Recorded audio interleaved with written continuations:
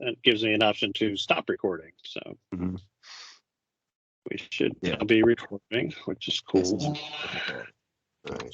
So I'm going to click on the chat so I can see the script. Okay. Evening, dear listeners. Welcome to Slinky Giallo's podcast. The name's funny. Punches you head first. Now, how do you want me to read this? Do you want me to read this like, or like? No, just be yourself. Whatever you think sounds good. Like, so for my part, when it gets down to my part, as Michael Sims here to guide you through the realms of spine-chilling horror, where fear becomes a palpable presence. Together, we will embark on a journey that will leave you trembling in your seats and questioning the very essence of what lurks in the darkness. So, I mean, a little inflection, just for the opening of the show, and then the rest of the time we'll just be ourselves. Gotcha. Okay. All right. So, all right. No. All right. Let's give this a shot. Let's see. Take a sip of that drink.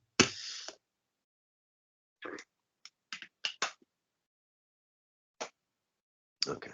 All right, Pam, you ready? Spooky music fades in.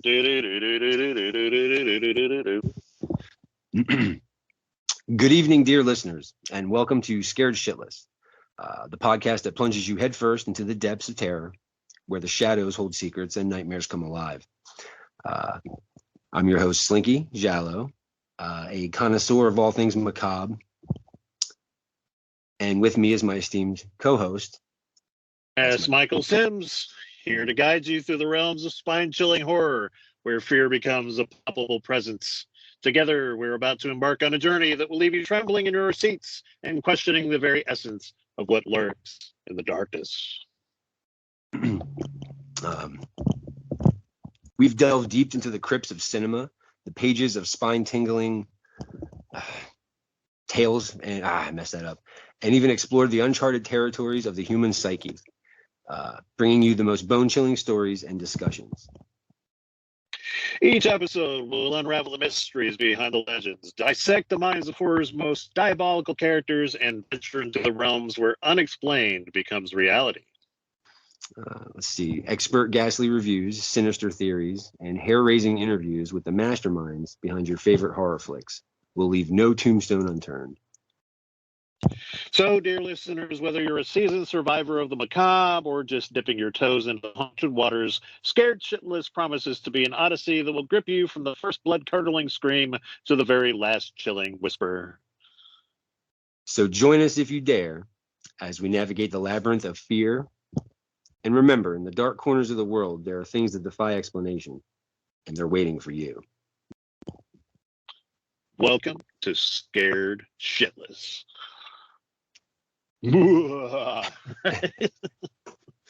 That's awesome. I dig it. I don't know. I mean, yeah, it's fun. It's kooky. It's corny. It's whatever. But it's all good. It's good to have something like that in the fucking, like, just good to have it. Because then if you change your mind or you don't or whatever, you can always get to it. But yeah, we had like 15 different intros to the show. So. Yeah, sorry. Pam started grabbing the speaker cord there. I was like, oh, nope, gotta go. So, yeah, all right. All right. Well, let me copy paste this suggested format for the review, or I guess retrospective. Really, it's not quite a review because we're not looking at it critically to like cut it to pieces, whatever. But just kind of. It's a show. So, there we go. Talk about what makes us happy.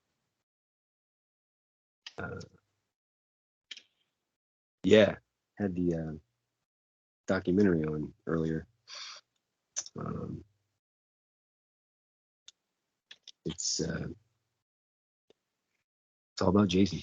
Introduction. Welcome to the brief review. Now, do you want to do spoilers, like as we talk about the movie? I mean, the movie's 43 years old. Yeah, so for movies like this, the older stuff, I don't think we need to quite worry about it so much. So yeah. So here we are, the Spiritless Podcast. I'm Mike. With me, as always, is Slinky, and Hey. this is our very first episode. So I'm pretty stoked. We're going to be covering Friday the fucking 13th. This is a Titan, man. This is it's probably my favorite. Yeah, no, it has to be my favorite slasher movie. But there's a lot of stuff to it, which is why it's my favorite slasher. It's not just, oh yeah, I like that one, by the way. But there's tons of reasons why I like this one. So yeah. Yeah, I mean, right. So you and I got together, we decided we're going to do this podcast, and, we're putting our heads together. We're like, what the hell are we going to do first? And you're right, everybody and their uncle does Friday the 13th, Halloween, Nightmare on Elm Street. But it just had to be Friday the 13th for me, because I don't think any other horror franchise has been so profoundly effective in my lifetime, on me, on my friends, on the horror community. It's just so freaking iconic. And I have memories going back to my very young childhood, probably 7 or 8 years old. First time I was exposed to this. Now I'm pushing 50. I did not see it in the theater, but I am friends with a lot of people around my age who did. But it was one of those that time it came out, my parents had stopped going to the drive-in and smoking weed and like letting me watch movies I shouldn't. So I had to wait, unfortunately, until probably 85 before I saw it, and I watched it for the first time completely through on an old VHS tape where a neighbor of mine had recorded the first 4 movies on VHS, and I watched them all back to back by myself. And yeah, it scared the living shit out of me. But Yeah. it wasn't my first exposure to it. The first time I saw anything to do with it, I was probably about 7 or 8, and it was Siskel and Ebert at the movies, giving their review. And of course, Ebert did not like it. He was posturing for the Christian right at the time, I guess. And you said something about how he actually doxed Mrs. Pamela Voorhees. Like, yeah. I never saw the review he did for Friday the 13th, but apparently he put Betsy Palmer's address up on the screen during the review or after or whichever. oh my God. He was promoting people to, like, I guess, write her strongly worded letters and, kind of give her some shit about, because, it's Betsy Palmer. She was a well-respected actress at the time. So I was exposed to this movie again as a kid. The first thing I ever saw that had anything to do with Friday the 13th was Part 6, late at night on like Showtime. My mom went out with her friends, and my babysitter fell asleep. So it was like 2 a.m, and I was watching Friday the 13th Part 6, shouldn't have. And but not long after that, I was probably 8 or 9. Went to the video store and rented every one down the list, or down the row at the video store. My mom was pretty lax when it came to watching stuff on TV, because she knew, well, once she knew I wasn't an idiot, I wasn't going to, Right. I knew it was entertaining. Why is he killing all the neighbors? Yeah, exactly. I showed him Friday the 13th.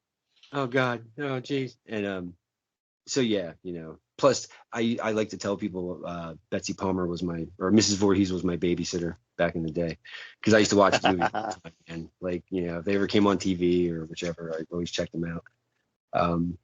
Yeah, Part 1 is iconic to the point that every Halloween you can always count on seeing one kid, at least one at the bare minimum, dressed up like Jason. It's part of our culture, I think, now, and it's certainly a rite of passage, I think, when it comes to kids, teens of a certain age. But yeah, I love this movie, man. It's very Agatha Christie like in the way it's set up. She's a favorite author of mine, and it's just a whodunit for the most part, because it has a built-in lore when you watch it. You hear the backstory, and you get to bear witness to one of the incidents that kept the camp closed for so long. When the movie starts. But yeah, it's whatever. But yeah, we were both pretty young when we saw this movie, and thank God for that. Yeah, and at the movies, I watched it all the time when I was young. But actually, before I saw the part one review, I had actually been exposed to some Friday the 13th stuff. I was in probably probably third grade, and some kids at school were talking about Friday the 13th, the final chapter, and I had seen commercials for it on TV. And somebody drew the hockey mask, and I just started obsessing over it because there's just something freaky about that damn mask. Mm-hmm. And I had no idea what the movie was about or what these kids were talking about. I just knew that there was a mask involved, and there was some guy running around killing people with a hockey mask.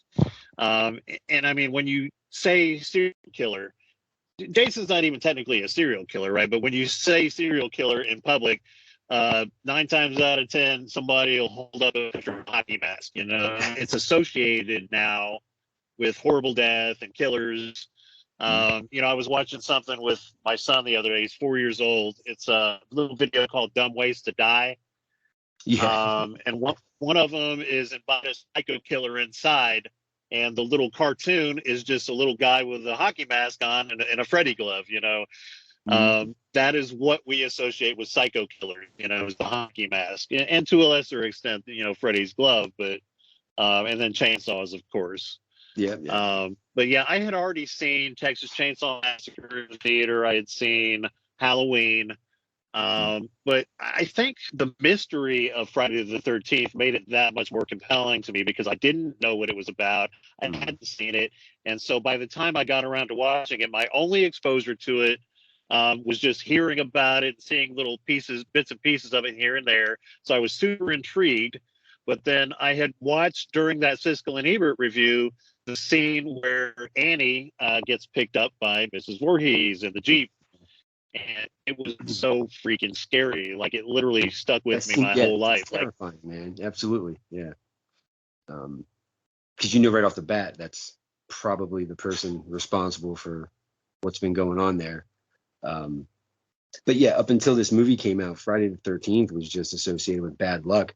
And before that, way back in the day, the Knights Templars, because that's when the King of France called forth for them to be murdered. So it was just Friday the 13th was just kind of don't walk under ladders, don't break a mirror, black cats and cracks in the sidewalk. This movie, Halloween started every kind of holiday thing. We have a killer killing co-eds and stuff, but this is a big one. This one's very notorious because I think, again, up to that point, Texas Chainsaw didn't show any blood.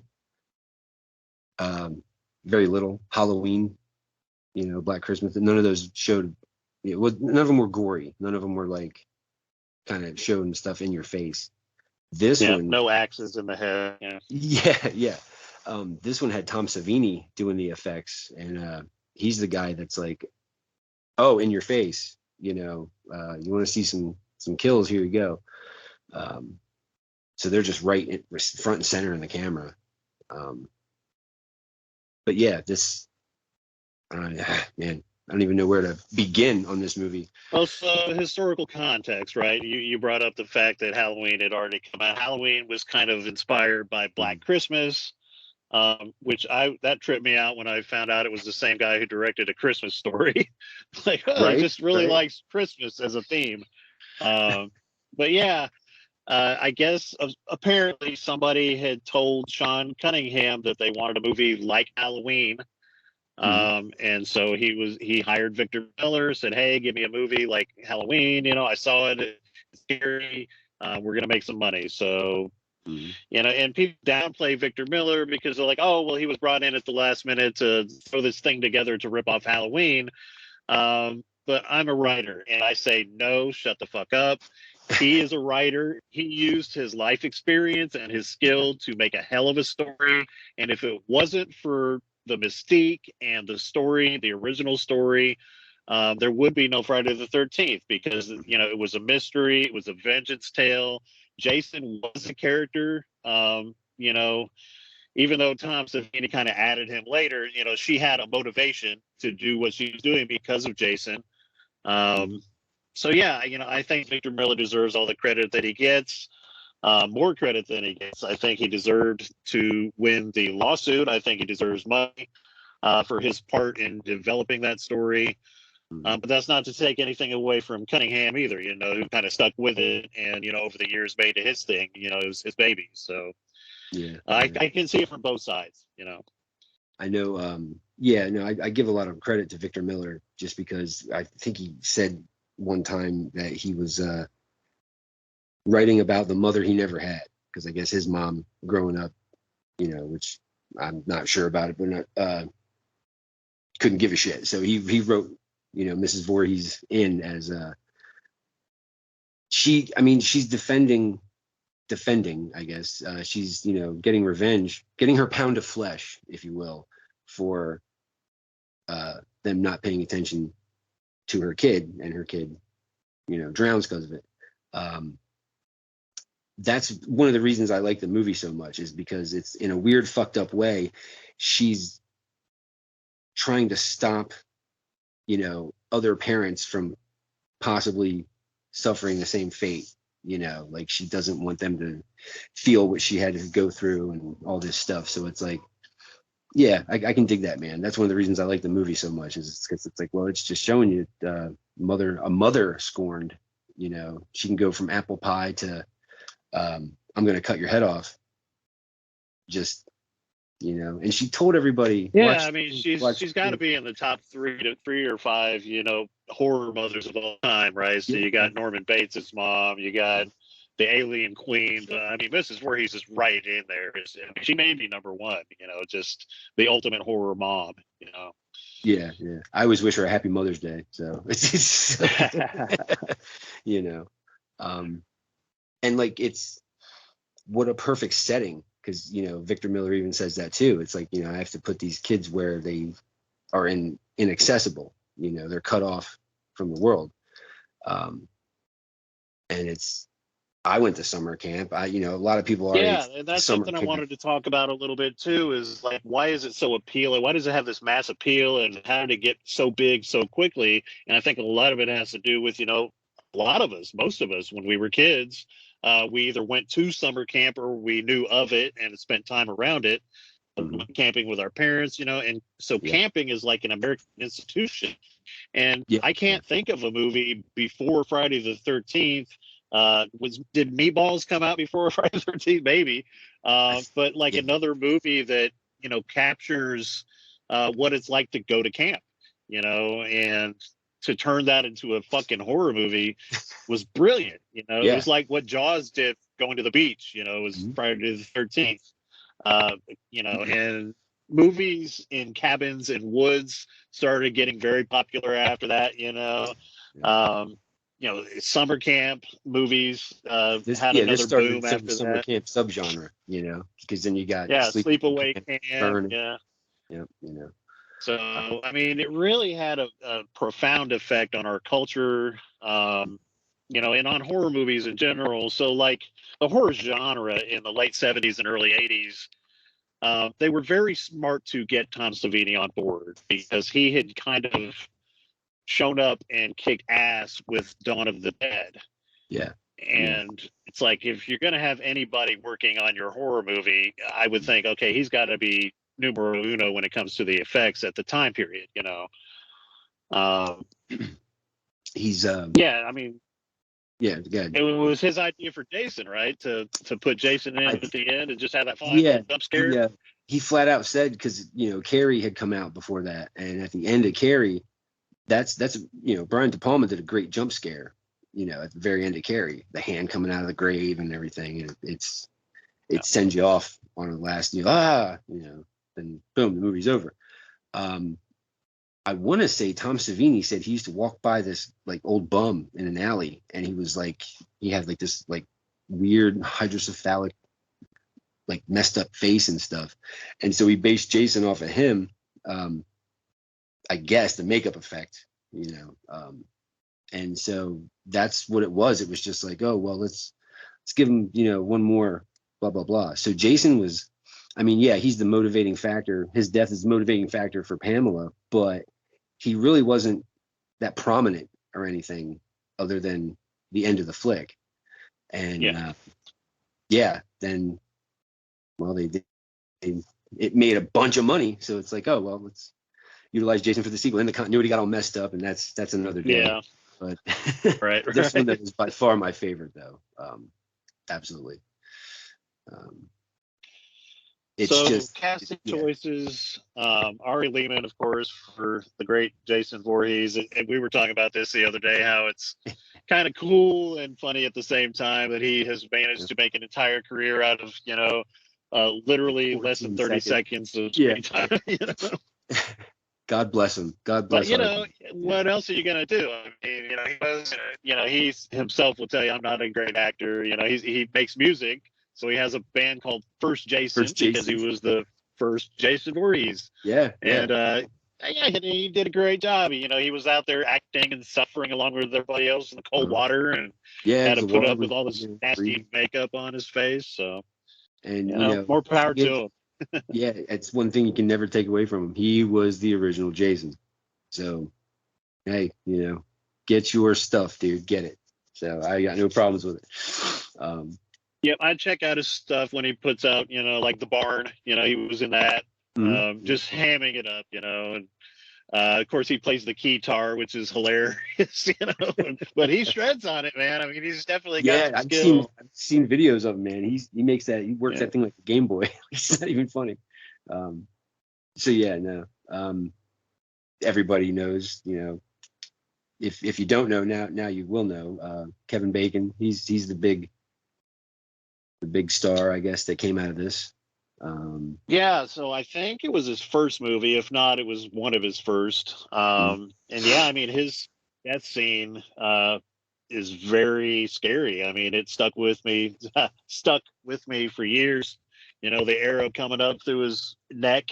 His look of like, what the hell? Like when the blood starts dripping onto his face from the body over his head on the top bunk or whatever. I mean, it was just scary as hell, and he was charming, good looking guy. So, I mean, it made sense that his career would take off, but I think he had some like insider connections too, or something, either in Hollywood or the entertainment industry. It's like he's related to some like successful people anyway, so that probably didn't hurt him. But you could definitely see, the potential there. His acting was natural, and he had that Hollywood face. It is a little sad to me that he got so huge so quickly that he's not like part of the family of Friday the 13th like the rest of them are. So you'll never see him at the conventions, buddying up to, Enos, or, well, Enos is gone, but, like Ari Lehman or anybody like that, but still, it's very cool that, somebody from this film went on to have a stellar career. Absolutely. Because, he probably is the best actor, in the film. One thing, though, that this movie kind of set in place is, I want to say, the bad acting that would come later. It was just like this movie is similar to Mario Bava's Blood and Black Lace in a lot of things. It was setting things up literally with a blueprint without even realizing it. Of like what would follow, or what would come after this, because this was the one that really people associate with the whole, if you have premarital sex in the woods, you're going to die, or don't smoke that reefer. They really attribute Friday the 13th to that, setting that stuff up. This film was doing crazy stuff before, it was even thought of or looked at that way. I don't. What else? Well, Kevin Bacon's the first thing I think of when I hear the name Kevin Bacon is 6 Degrees of Kevin Bacon. And I do recall at one time having to use Friday the 13th as a link because somebody threw like Shirley Temple at me, and I was like, oh shit. How am I going to link Kevin Bacon back to Shirley Temple? So I kind of cheated a little bit, but she was in a cartoon with Donald Duck back in the day. And then Donald Duck, who I can use him as a character if you're gonna throw fucking Shirley Temple at me. Was in Who Framed Roger Rabbit with like Christopher Lloyd, who was in such and then I traced it all the way back to Crispin Glover somehow. And then Crispin Glover was in part 4 with Jason, who was in part 1 with fucking, so it was like I was cheating like crazy, but I was gonna use fucking Kevin Bacon in Friday the 13th, damn it. Hey, you managed to use Kevin Bacon and dead fuck dance moves in the same thing, so fucking that's awesome.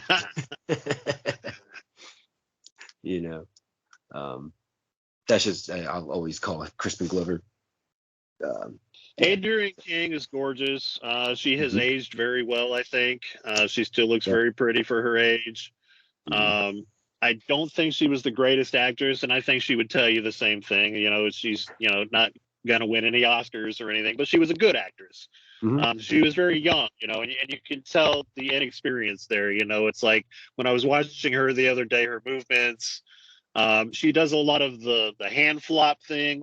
Like, like I'm moving, I'm acting, she flops her hands around a whole lot, you'll notice in that movie, especially near the beginning. But I think as the filming progressed, she got more comfortable in her skin and it started to seem more natural, especially towards the end. And you can't take that ending away from her at all. Like she really, seemed scared. And if you're going to be a scream queen, you got to be able to look scared, right? So yeah. You got to own that final girl, persona kind of thing. She went round and round, Betsy Palmer, man, or Mrs. Voorhees. So you got to give her credit. Definitely give her credit. I haven't seen her in a whole lot else. I did see her in something recently. Well, I saw her in a fan film that she agreed to be in because she liked the script, I guess. And so in that one, she comes back and kills Mrs. Voorhees again, who somehow came back from the dead. And it was fun. It was goofy fun, She has like a one-liner at the end or something.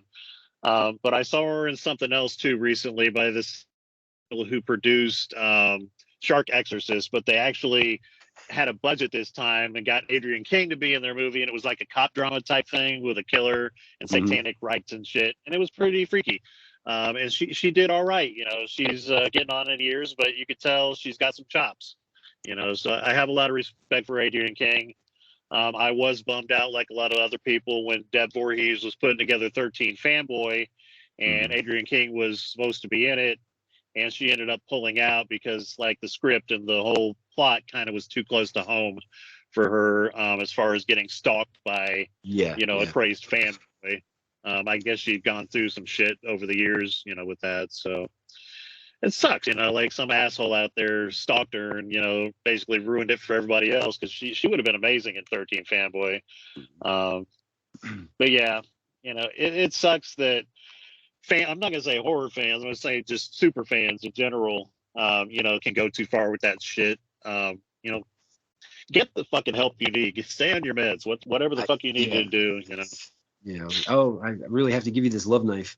I don't personally understand it. It's what is kind of Deborah Voorhees from part 5, I guess she had a stalker herself, and it was kind of like, wow, the two actresses that had the stalker kind of thing, they're doing a film about, like a way over fan of the series. So it's kind of like, all right. But Adrienne King is horror royalty. Always will be. She was kind of goofy, like you were saying at the beginning of the film. And they always thought something happened with her and Steve Christie, because he's kind of weird, Oh, he was back. He was macking. Yeah, he was macking hard. He does a little face caress, after he helps her down the ladder or whatever. And then he tells her, I really look like this for her to come back out there. Yeah, he did last night. Like, what were you guys doing last night? What was going on?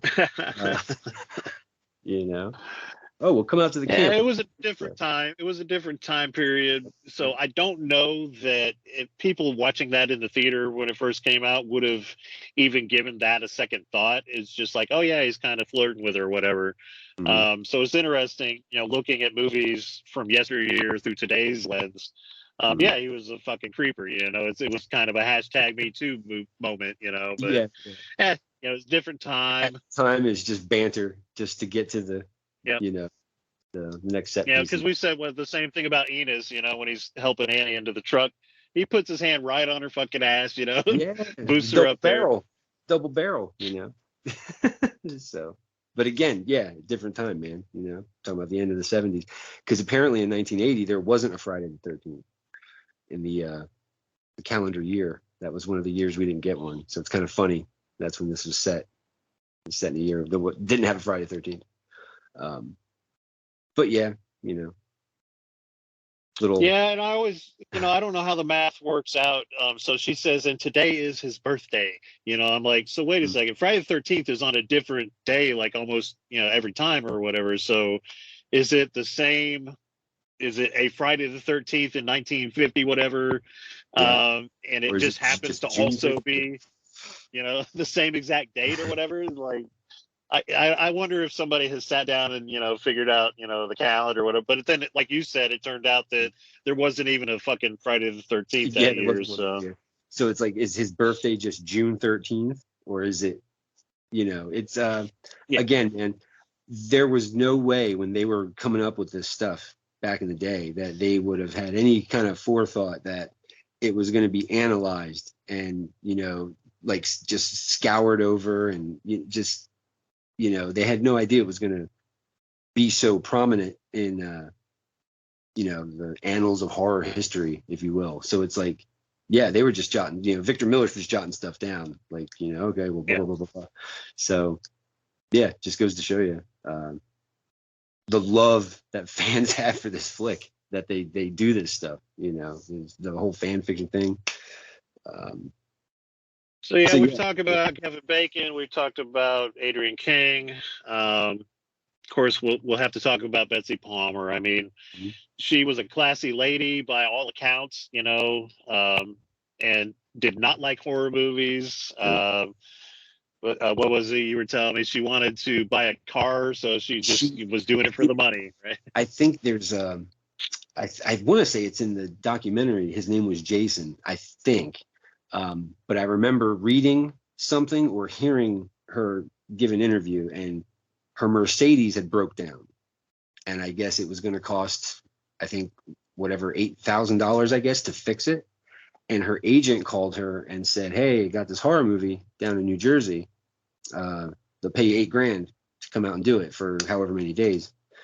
And she's like, "Well, that's perfect." So she went down to New Jersey and filmed, you know, at Camp Nobi Not Boat Scout. having any idea that it was going to be the thing that she'd be best remembered for, most remembered for. Yeah, not a clue. And honestly, I haven't really seen her in anything else. You know, I know she did some other horror stuff later.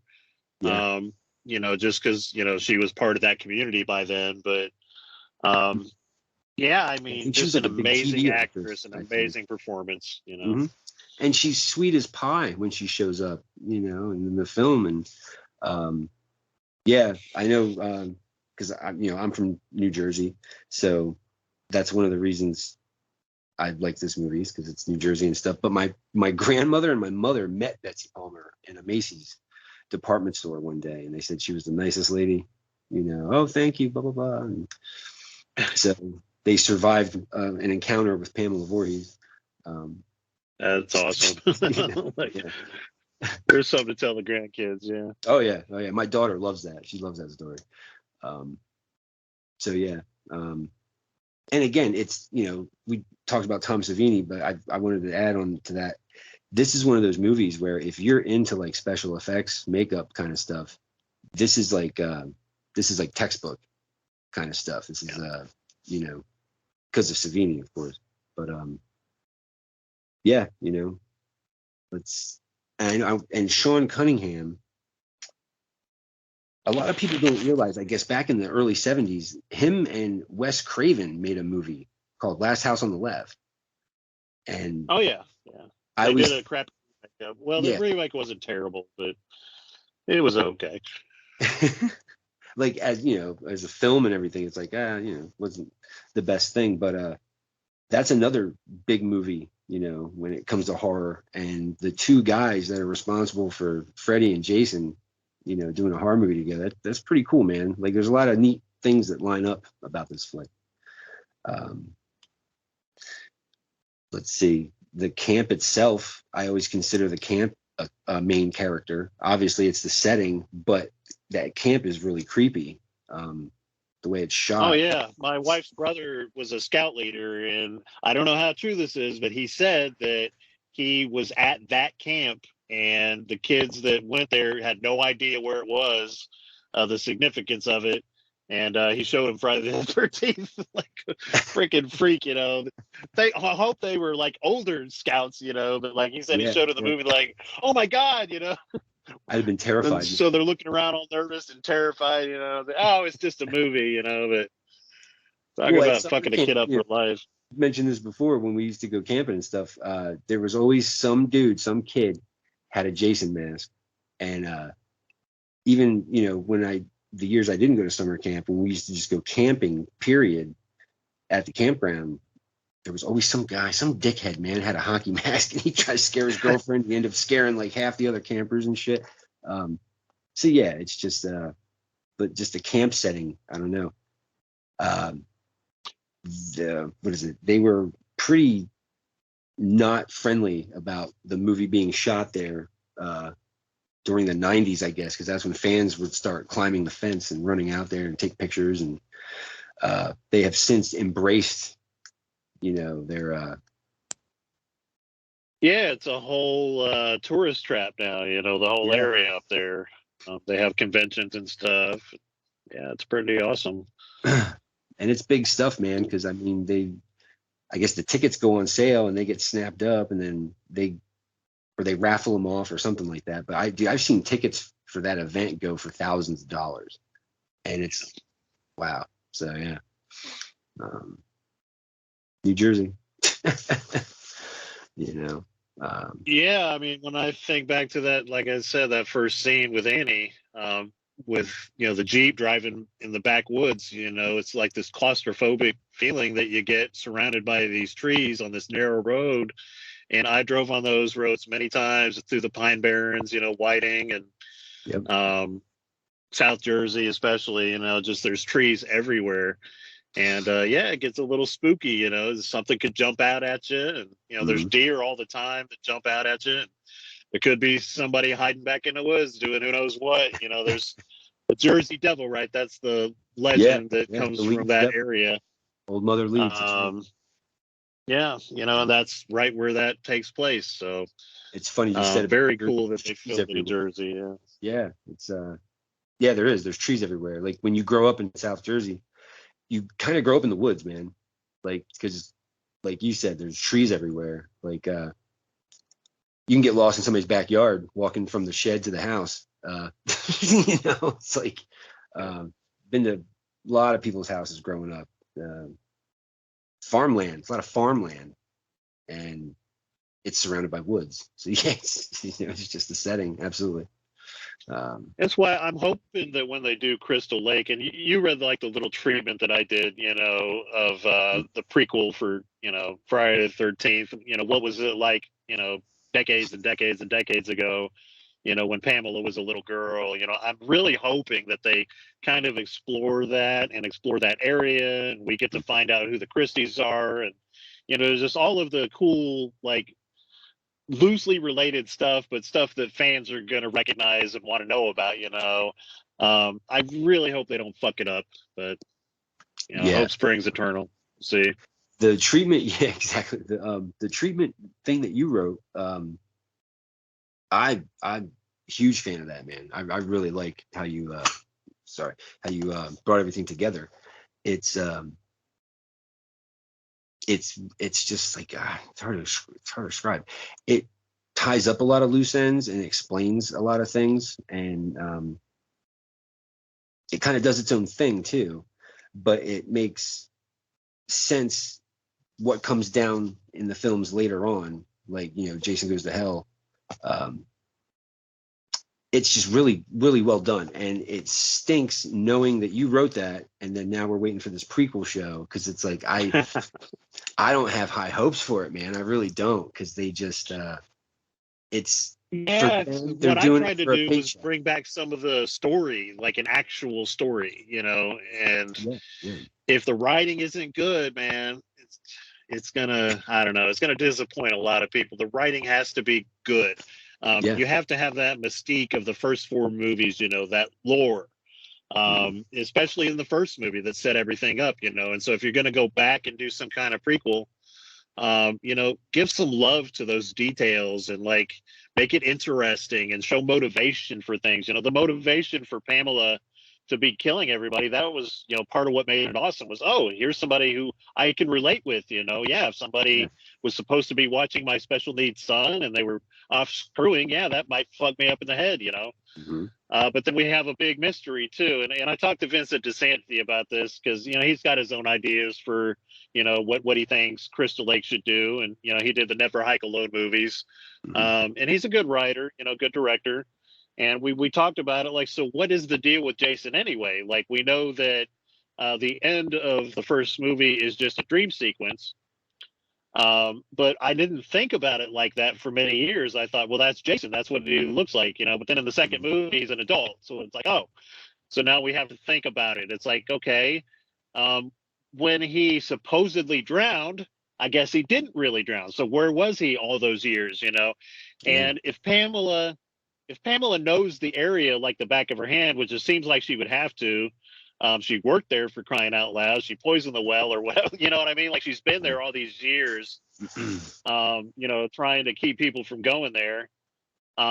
Wouldn't she know if Jason was in the woods, kind of surviving off the land or whatever? So Yeah. where the hell was Jason all this time? It just doesn't make any fucking sense, honestly, it's like when they started doing the sequels, they were just like, all right, just take the Jason character and run with it. We don't need to worry too much about anything that came before. And it's pretty clear that they didn't, it's.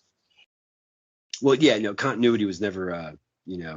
a big thing with these movies.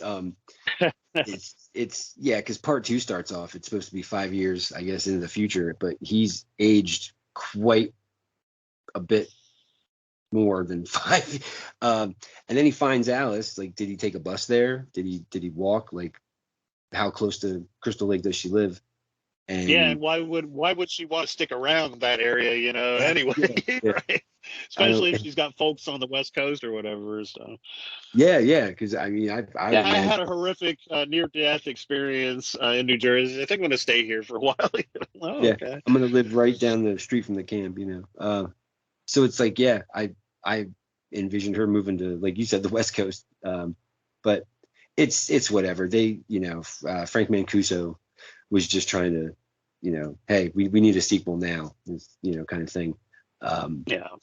Which Yeah, and I, we'll get there. I enjoyed the rest of the movies, honestly, except for maybe Part 8. It's hard for me to watch Part 8, but just about all of the it's rough. sequels I really enjoy, on some level. So. Mm, But we were talking about the cast, right? So I did mention Enos. I don't have his real name in front of me, but I love that guy. He's one of my favorite characters because he's it's an so American just original. realistic and down home American original. Yep. Yeah, yeah. He drives a pumper Dumb truck. kid. Like, Yeah. he's just that guy's, Hopewell, New Jersey, man. Like, total all the way. But the biggest reason I love that character is that he sets up a lot of that lore, that we all kind of think back to, like, oh, it's the mystery of what's been going on at Camp Crystal Lake all these years, and he kind of goes through just a brief history, of the Mm. crazy shit that's been happening out there. It's funny because he's like, he's a local, obviously, but it's like you're getting it from a local's perspective. Like, he's telling an outsider all this stuff. And usually in, horror movies and stuff, if you're from the outside of the area, you have to like fight to learn these secrets and stuff like that. And it's like, that's another reason, the built-in lore I like about this movie, because you're up to speed in like the first 10 minutes of the flick. Like, pretty much everything you need to know. And yeah, from what he tells her is Pamela terrorized Wessex County for like 20 something years, man. Like, there was fires apparently. And then the water was The bad. Christies who opened up the camp in 1935 ended up broke and crazy, according to Enos. Yeah. So that's another one. It's like, oh, are we gonna get to find out why they died, broke and crazy, and then how did their son get enough money to reopen it, So there's all kinds of cool shit that you wonder about, later on. But it's mostly in that first movie where we get, the setup and the lore. One thing that I loved about Enos and about the town, about Crystal Lake and the diner and everything, when Annie shows up, is it feels almost like Dracula. There's a lot of elements of the original 1931, and Bram Stoker's timeless classic Dracula, in that it's a small town, it's weird. They know that there's some freaky shit going on nearby. They kind of look at her like, oh, Crystal Lake, oh no, why would you want to go there? Yeah, Camp Blood. Reminded me the lady flat out says Camp Blood. That's the first time you ever hear it. And, and it reminded me very much Dracula, where the villagers are like, "Oh no, you don't want to go there," And then you even hear Ned backs it up, and he's another outsider. He's never met Annie, while we're watching it, and so you're like, "Oh, he called it Camp Blood too," because he's like, "Oh, the locals call this place Camp Blood." And you're like, "Oh shit."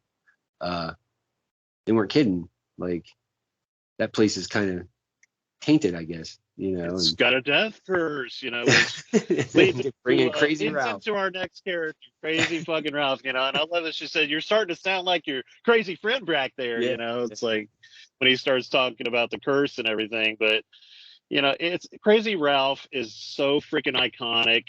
I'm friends with another group of podcasters that have their own channel called Death Curse Society, and to be a member of their society, one of the tiers is you can be a Crazy Ralph for $10 a month. I thought that was fantastic.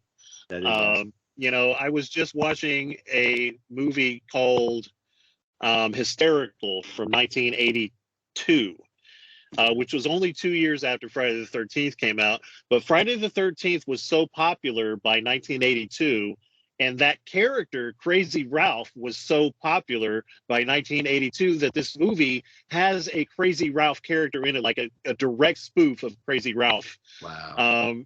And he actually ends up being the hero at the end of the film. And he has this great dialogue where he's like, "All these years I've been telling people they're doomed.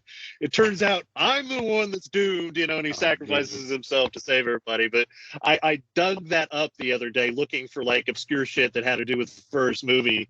And it's fantastic. Like this, I don't know who the actor was, but he did a hell of a job, copying Walt Gorney's, voice and mannerisms, and talking about, "Oh, your dude."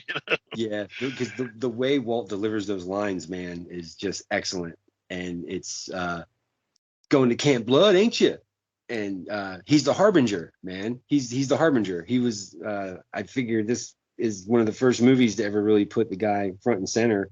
Not the actor, but the character of the harbinger. And it's to the point where the cop drives out to Crystal Lake because they heard Crazy Ralph got loaded and was spouting his gospel. And it's just, wow. Yeah, and he doesn't get killed in the first one. He survives, so that's good. No, they did him dirty in part two. They did really, yeah. Steve Miner really did him dirty in part two. We need another body. How about Crazy Ralph? I'd have been like, "Fuck you, leave him alone." Dude, no, not Crazy. Man, come on. Yeah, so iconic though, man. And I love that he came back for part 7 to do the narration at the beginning. There's a legend around here, Is that him? I didn't know that. Wow. That's what I was told. Yeah, that it's Walt Gorney who did that. Yeah, there's a death curse, the Jason Voorhees curse. Yeah, that narration's excellent, man. It's up there with Larroquette from the Chainsaw Massacre. Just real. They couldn't find a better voice. Yeah, and Ralph, Ralph's a bit of a creeper. He was hiding in the closet at the camp. All the young girls getting changed and stuff. And I think when he does get it in part 2 is because he's watching somebody make out. And it's like, well, you can't really do that in a Friday the 13th movie, Ralph. You got to mind your manners, man. Your P's and Q's. So yeah, this is let's see. Trying to think of anybody else from the cast. I know the diner is still there. You can go get a burger at the diner. That's one thing I've always wanted to do. Yeah, it makes me wonder if they do like Jason Goes to Hell and they've got like Jason burgers, Burger, yeah. Friday the 13th themed food, why not? Play that shit up, make a buck. I know that Harry Crosby. Yeah, so you've got the other Harry Lillis, Harry Crosby, which that actually was Bing's real name, was Harry Lillis Crosby. Oh, wow. So it would be Harry the second, I guess. But yeah, Harry Crosby, he kind of looks like his dad. Yeah, if you know what Bing Crosby looked like when he was young, you can kind of see it in his face. Good looking guy, not the best actor, So it's like, you kind of can understand why maybe his career didn't really take off, but it's cool at least that there's like this link to this other great entertainer, in the first Friday the 13th movie. He's the one who kills the snake, I noticed, so that was kind of his big moment in the movie. He gets to, it's funny though, because he was scared at first. I don't know, what do you want me to do? It's like, you kill it, motherfucker. It's funny too, listening to the animal rights people now, like, oh my God, they killed a real snake. Yeah, well, it was 1979. Yeah, exactly. It's now go and shut down production. It's funny though, because like, if you know anything like what you just explained out, if you know that's Bing Crosby's kid, if you know who Bing Crosby is and stuff, coming into the movie, if you're aware that he's in the movie before you watch it, you would kind of think like, oh, well, maybe that's the breakout person in the flick. But it's like, right. No, Kevin Bacon all day. Yeah, Bing, I think, died in 1977, so he would have been gone only for like 2 years before his son showed up in this movie. But it might have been for the best. I don't know that Bing would have been thrilled about his son being in, Friday the 13th, especially if he was tight with fucking Ebert. It's, oh, my son. Funny thing about Ebert, he used to write scripts for Russ Meyer. So I don't understand. I don't understand why he did that. You know what? I'm telling you, he was selling out to the Christian right during the Satanic Panic. He knew that it was good for ratings if he took a hard line against violence and gore. So. But I've always just wanted to look at him and be like, Chesty Morgan, come on, dude. Like, always just you dirty bastard. So, but I was reading something about that the other day. There's like an unreleased sequel or something that he also wrote, like for Valley of the Dolls or some shit. It's like, really? Like Ebert used to write crappy movies. Okay, well. Wow. I don't begrudge a brother a paycheck. Okay, just but can it with the, let's give Mrs. Voorhees a dress because fuck this movie. Well, no, you used to write the shit yourself, assholes. Thank you, man. When I read that, I made my blood boil for a minute because I was like, are you kidding me? I'm like, it's, geez, I don't know.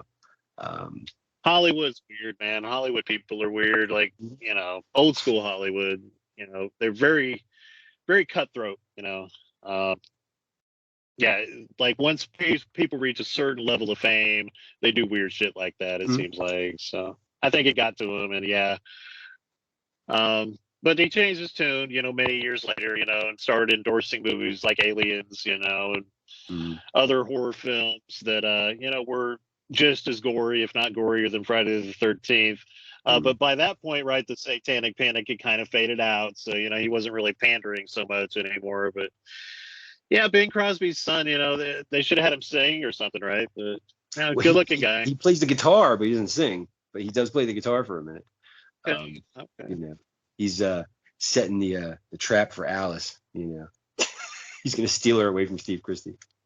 But yeah, I can't say I'm a super fan. I don't off the top of my head remember all of the characters. I do remember there's this goofy cop, right? The sheriff. Oh yeah. We're not gonna stand for any foolishness out here. And then you've got the silly friend, right? The Indian kid, acting like a fool, and the headdress on the line.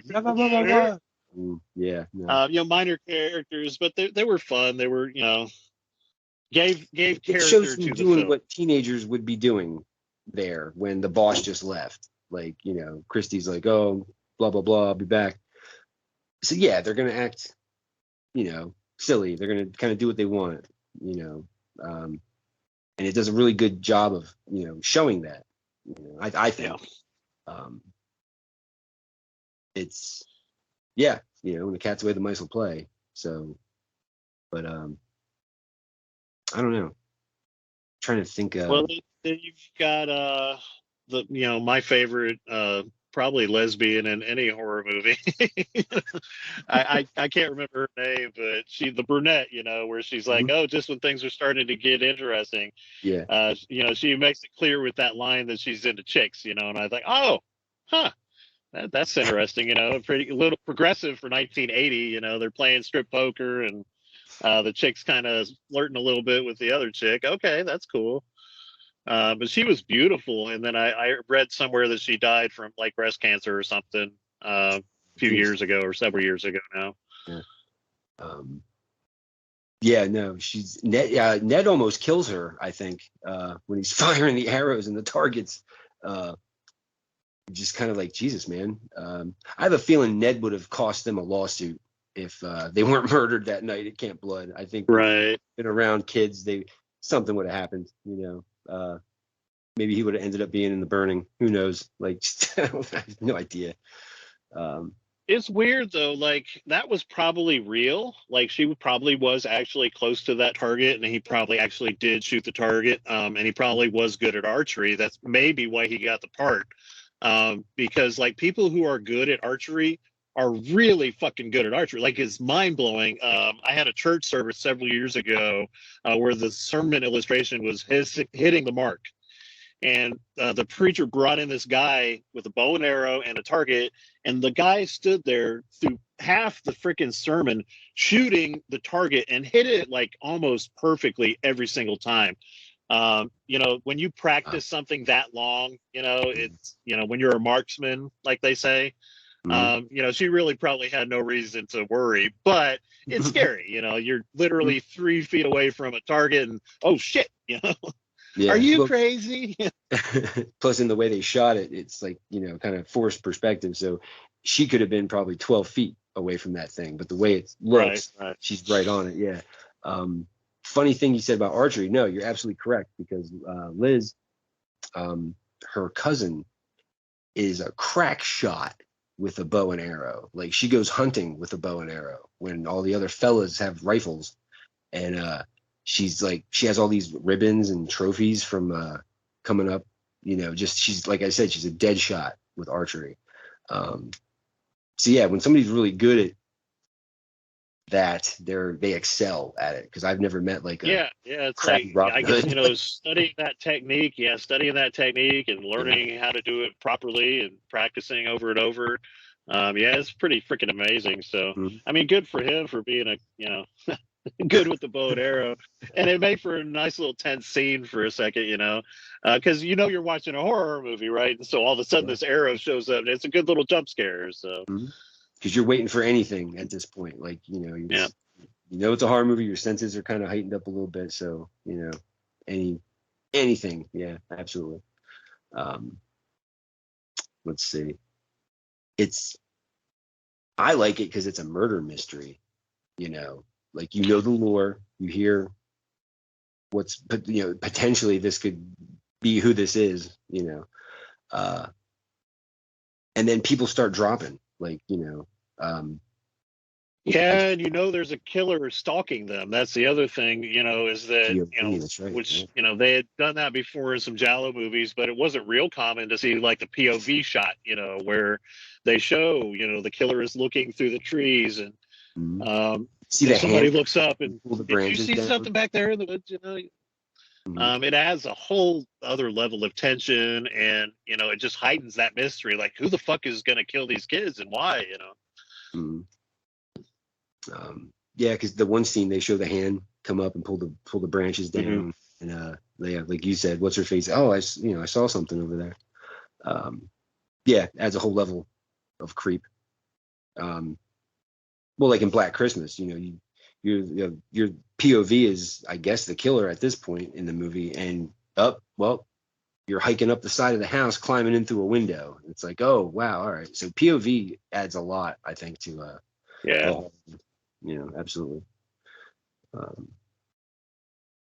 It's something that I've seen do a good job making fun of too in some of the horror movie spoofs, like the killer's POV, and he gets frustrated and he's looking for something to use to kill the victim with or whatever. Like, it can be used to pretty good comedic effect, but that's because it's so iconic. We recognize that, okay, this is a slasher movie. Like, the killer is stalking the victims at this point, you know. And Friday was definitely one of the earliest ones and one of the best ones, you know, to kind of make that part of our culture, you know. Plus, the woods can be so disorienting. I don't know about you or anybody listening, but I've been lost in the woods at night, and it's fucking terrifying. So yeah, I keep going back to certain things, but like, couldn't have picked a better place, man. I had a girlfriend in the 90s who I was staying at her house, and she lived right in the middle of the freaking Pine Barrens. And we got in an argument, and she ran out of the house, and you know, so I chased her down. Hey, I'm sorry, whatever. And she was standing like 40 feet back in the woods, and I barely could see her, you know, because there's no freaking light out there. Yeah. You know, there's a little bit of light coming off the house, but I'm like, hey, you okay? You know, and so she just stood there, and she knew that I'm like a horror movie guy, and I you know, I do believe in spooks, you know, and so she was fucking with me, you know. She's like just standing there like 40, 50 feet back in the woods, not moving, hearing me say, I need you to like say something, okay? Like, I can see you, like freaking out, and like finally she was like started laughing. I was like, fuck yeah, you know. But like the fucking woods at night, yeah, I mean, how much scarier does it get, you know? Yeah, and you said there's a reason why, like, woods are terrifying, man. But if you're out there with no light, no flashlight, and you're going by just say, and that's if you're lucky to have a moon out when you're lost in the woods, it doesn't really come through the canopy or anything, man. It's you're still in the fucking dark. Like, you can wave your hand in front of your face and you can't see it. So yeah, and then to hear like, is that somebody walking over there? Like, I keep hearing shit crack, and it just the woods totally fuck with you, man, at night. Absolutely. So yeah, right on. And psychologically, you know, and I always like to, you know, think about, you know, why is this story told in this way? Going, you know, back centuries, there was always kind of there's something in the woods, you know, and that we have to protect our children from the wolves or whatever, or the monster, you know, and being like right there where all of the action is taking place in the woods, and sure enough, you know, something's coming after you. You know, and you're surrounded by the fucking woods, you know, there's no safety, you know. It's funny, like you see it in all the Friday movies, right? At some point, somebody's going to be running from the killer through the woods. They're probably going to fall, you know, inexplicably, they're going to fall down.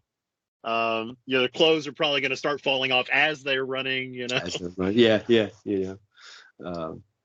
And it's, you know, the killer's going to be right there. So if you do fall, just get up and expect, you know, him to be on the other side. The killer to be right there, regardless of how far away he was before. Yeah, it's one of the things I loved about the Friday the 13th game, is that they didn't even fuck around. They're just like, oh yeah, let's let Jason have the ability to teleport, because clearly he does anyway, you know, in the fucking movies.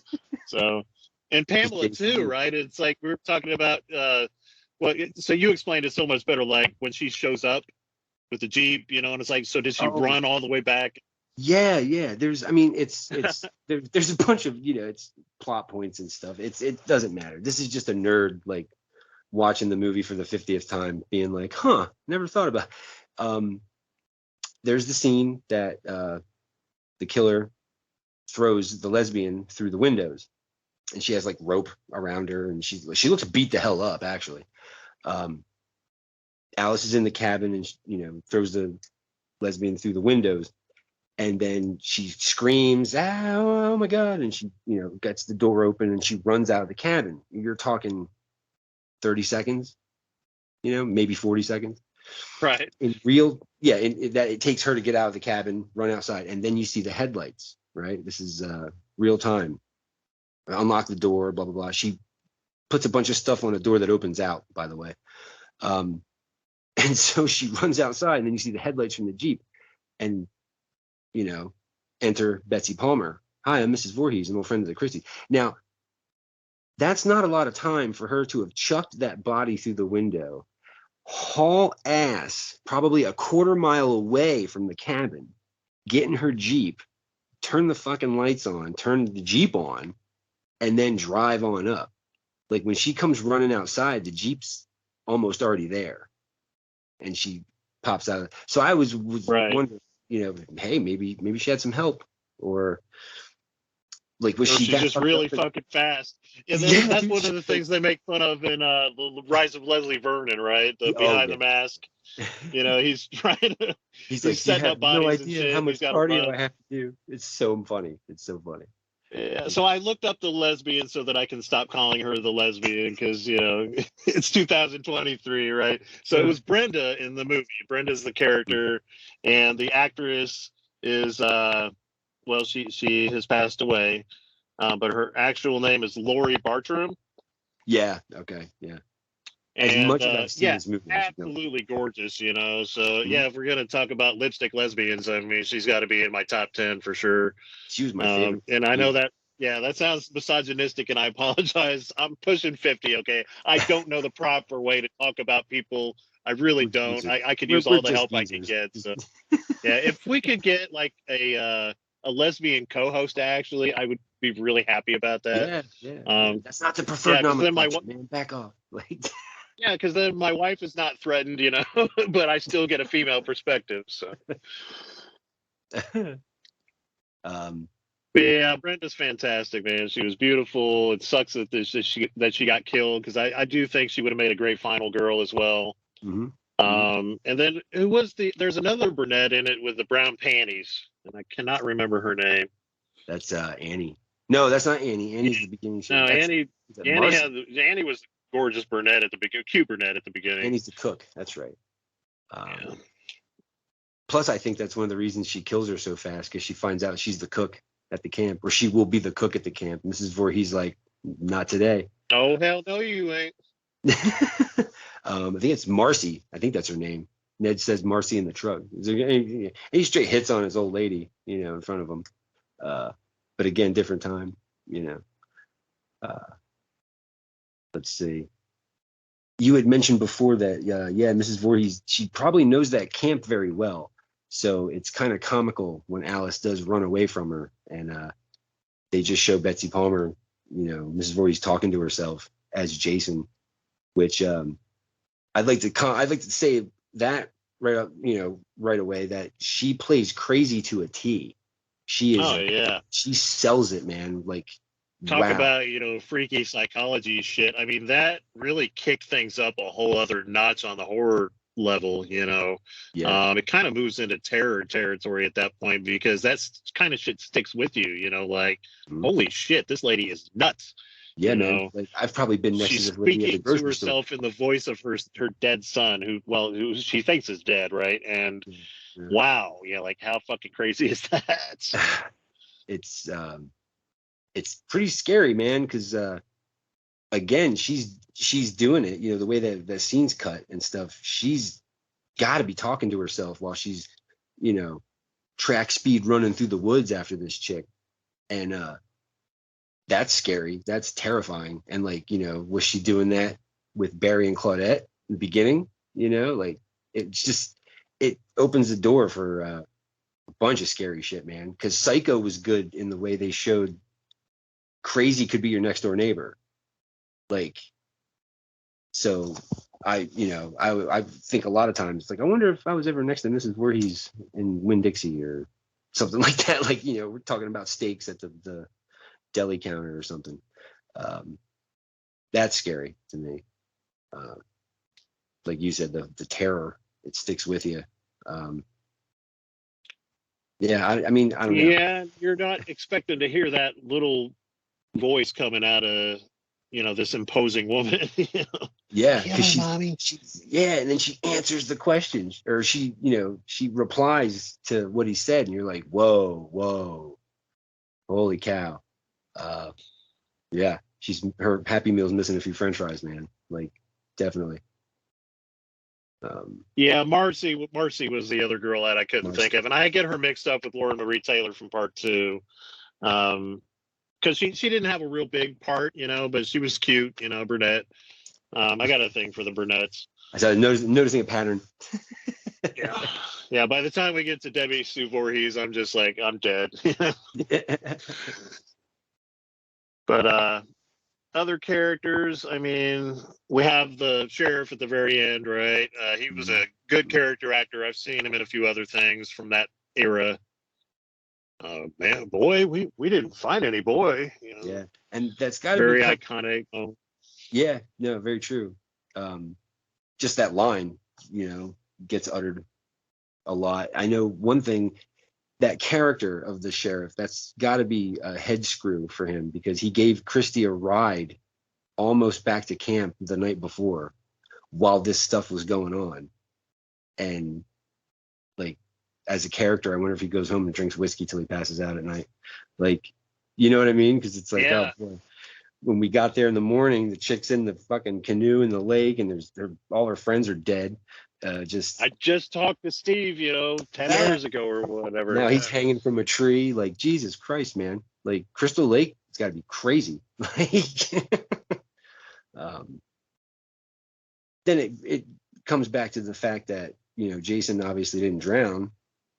So what was going on the night those two ended up on the beach and she cut her head off? Like, what was he just? Well, and then they start off part 2, right? The first thing he says, well, legend has it that Jason saw his mother beheaded that night. It's like, well, first of all, how did that get to become a legend? Did somebody overhear Jason talking about it, right? Find his journal or some shit, When he was on the bus. Whatever. It's like, you're still kind of building the lore, and it's like, yeah, I mean, where the hell was he all those years, and he couldn't have been, I don't think he could have been hanging out at Crystal Lake because his mom would have fucking known about it. So yeah, you had mentioned that before. She would have came across that shack if she was out, being a creeper and stuff in the woods, setting fires. I think a lot of it, and Liz and I talk about this because I'm a horror nerd, man. She has no choice but to talk about this stuff with me sometimes, right? Because I don't shut up. I think he was more like an urban legend-ish kind of thing, where they would use him, say, like, as the Cropsey legend, because if you're from the Northeast, you've heard the Cropsey legend, right? We just tell kids around the campfire the Cropsey legend so they behave and go to fucking bed at night, or else Cropsey's going to come get you. I think Jason was kind of employed as that, more or less, for a little while, and then I guess he showed up, and so yeah, I don't, it's all, the timeline's crazy. You don't know what's real for the most part, because I mean, apparently she was dreaming at the end of the flick. The cops like, we didn't find any boy. So what the hell, Maybe she's that traumatized from Mrs. Voorhees just telling her that little. Yeah, well, if there's one thing you learn watching Friday the 13th movies, that's exactly it. Is that, it doesn't really fucking matter. If you have a good time, that's the bottom line, By the time part 3 rolls around, they're like, oh, let's do another dream sequence with somebody jumping out of the water. Okay. Why don't we just put Mrs. Voorhees' head back on and, what the hell?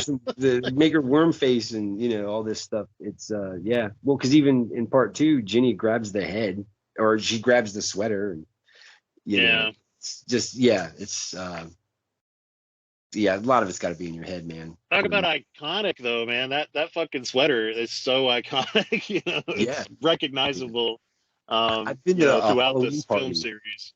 Yeah, I've been to a Halloween party, and that was the chick's costume. She just grabbed a blue sweater and fantastic. Had a fake knife. That was like brilliant, man. Brilliant, It's got to be up there in the top 5 popular sweaters of all time, You got Absolutely, Mr. Rogers, you got Bill Cosby, and Mrs. Voorhees, Yeah, what's funny is some of these companies now, they're making ugly Christmas sweaters as Mrs. Voorhees' sweater. And like on the front, it has like her, cross stitched with a couple of dead and stuff. Yeah, it's pretty wild, man. The stuff fans come up with for these movies is amazing. I love looking at that stuff. So who's your favorite character? Or besides Mrs. Voorhees, who would you say is your favorite, final girl, or one of the victims, one of the guys, one of the girls? It's got to be Crazy Ralph, man. I think Crazy. I mean, obviously Adrienne King, because she's one of the Survivor girls, man. She's one of the first and awesome.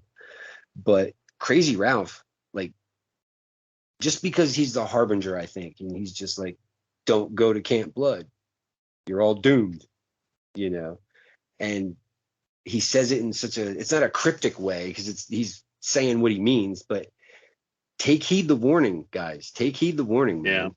God, and it's cool they liked that enough to bring another one back in part 3, right? The guy on the ground, guy with the eyeball.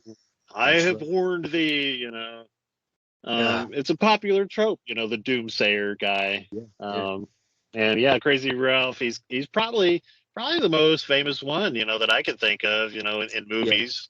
Even to the point, so good for Walt Woods, Gorney. They make fun of that character where they have the harbinger call the guys, and they're just dying laughing listening to him because he speaks in a way that it's not normal. He's not like, oh, let me turn the Wi-Fi on, but he talks very ominous, and it's just it's to the point. He's a character in Cabin in the Woods, and that movie's amazing. Such a love. Oh, but I like that character. I really do. Because it's you have a straight talker, Enos, telling you, but then you got Crazy Ralph. You got the town drunk, telling you don't go out there. Because I imagine he's probably seen some shit, it seems like he's been around forever, so he knows about all the crazy shit that's been going on out at the camp. And he's probably not his first rodeo with a DUI because he's on a bicycle. So it's like it's funny. There's a lot of grown men on bikes in the Pine Barrens, and they're not necessarily wearing spandex. But it's all good. I would say Annie is probably my favorite girl in the movie, and I'm pretty biased because she does look a lot like my wife did when I first met her. My wife's a Jersey girl. She had the big brunette brown hair, the huge smile. And so I really liked Annie, and I liked the fact that she was so positive and upbeat and loving life, and just this contagious joy about her. And they set it up to where what kind of movie this is going to be, because they take this bubbly, lovable, beautiful person and brutally murder her. So it's like, wow, and we talked about that a little bit with the opening sequence as well, with the campers just, having a good time and happy-go-lucky. And then all of a sudden, oh shit, let's put a stop to that. But we weren't doing nothing, and the poor girl, I mean, this pretty girl is suddenly taken unawares and killed. And the camera like zooms in on her fucking face, in the freeze frame. It's so terrifying. Like I can't think of any movie before that did something like that, not that effective. So no, not at all. It's weird though, because I guess in the lore of Friday the 13th, Barry and Claudette were the two that were supposed to be watching Jason when he drowned, but I guess she couldn't do anything because shit just happened or whatever. So the next year, that's why she singled those two out. And then to catch them doing what they were doing when he drowned, it's like you're just totally spitting in the face of So it's So was that like a novelization or something? Because I had not heard that. I guess it makes sense. But there's comics. It's called Pamela's Tale. It's 2 issues from Wildstorm, came out like 2007 or 8, something like that, and it explains a lot of the backstory with Mrs. Voorhees. Like she, the first time she ever fooled around with a boy, she got pregnant, and her father and mother shunned her, and so she ran off to Crystal Lake and became friends with the Christies, and they gave her a job and blah blah blah, and so it's like it fills in a lot of stuff you kind of wondered about, but then it's like it shows her in a light that you're like, wow, nobody saw how fucking nuts she is. Like they didn't, because she's talking to Jason like that while he's still like inside before she ever gave birth. I'm so happy that those even exist, because you don't hear about a whole lot of memorabilia that has to do with Friday the 13th and the original Friday the 13th. So that's really cool that somebody, did a backstory and did some comics based on it. Listen, I'm super excited for Crystal Lake. I am not getting my hopes up because I've seen so many, beloved horror franchises ruined by people who just went too far. I'm talking about you, Halloween Ends, Oh, boy. in Texas Chainsaw Massacre, and it's like I love that we care about the fans enough to bring back these old actors and stuff, but it's like let's at least care as much about the story and the property that we're selling as we do about the money that we're getting from the fans. So. Yeah, don't ever stray too far from the source material, man, because that's what made it so popular in the first place. And I don't. Yeah, but it's especially let's see Pamela as the main character again, man. That's going to be freaking awesome. Oh, that's going to be so cool. It was so cool to see in Vincent DeSantis' Never Hike Alone in the Snow when Jason was in the cabin that night and he was, I guess, hallucinating, and Pamela showed up. And it was kind of neat, man, because, the actress they had play Pamela, she was absolutely gorgeous. And for you to be a little kid and to see your mother, you always have her in the best light in your head, the way you look at her and see her. So that was cool. It was cool. But yeah, Pamela's overlooked so much. Like they made a figure of her a while ago. But other than that, and I've only seen like 2 T-shirts that have her, prominently displayed as the main character, Jason. Well, 11 movies since this one. Yeah, he's kind of overshadowed.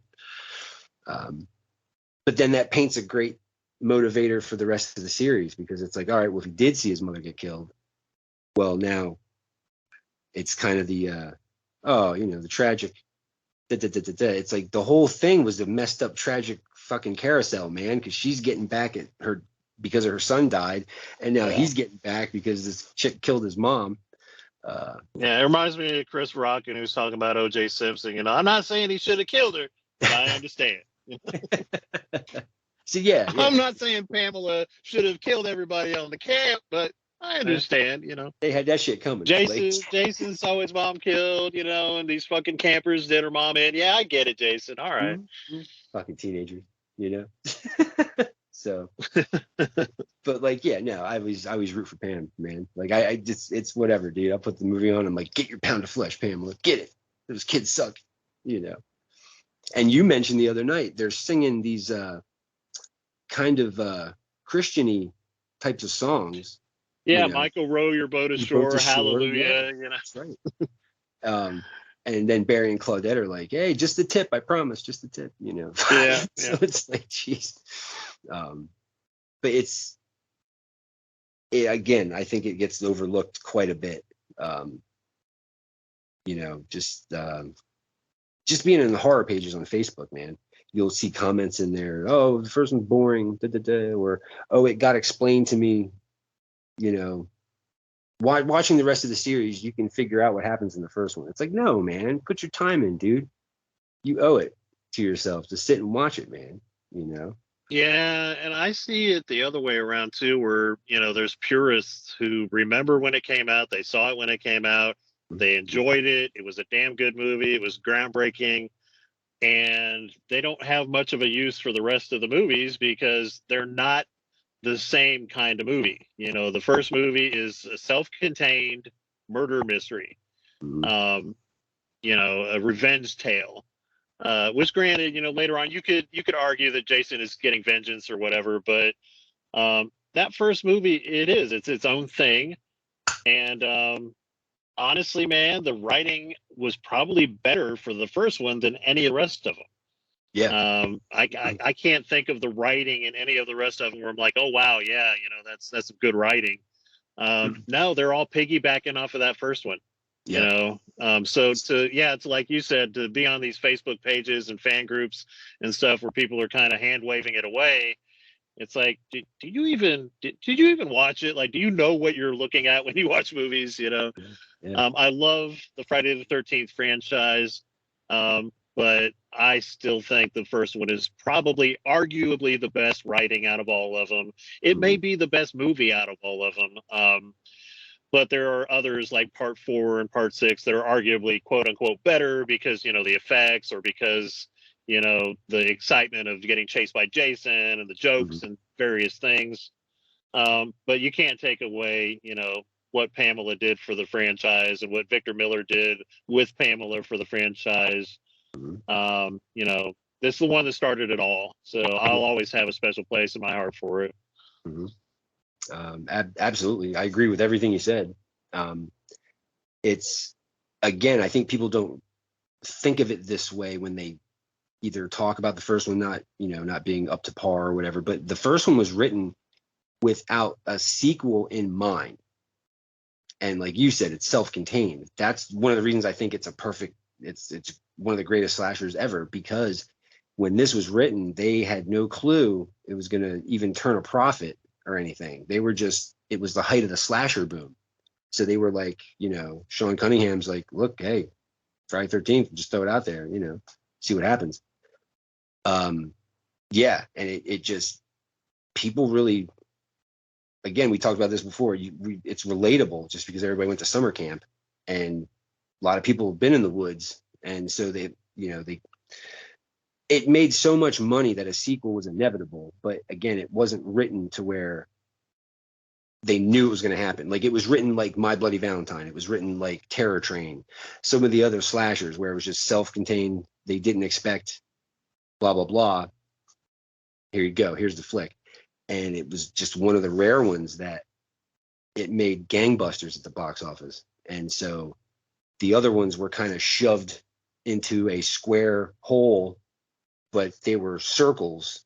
And so it's just kind of, oh, you know, just shove it in there till it works, kind of thing. That's what I got. But no, the first 4 Fridays, in my opinion, they're the best, you know. And I love part 5 too, because, well, we can talk about that another time. Roy's the Beast. But yeah, the first 4, to me, they encapsulate, you know, the early 80s, the slasher boom, the stuff that would come off the series later on about the whole moral thing. And they were actually scary. And that's the other thing is I did watch them back to back on an old VHS tape at my buddy's house by myself.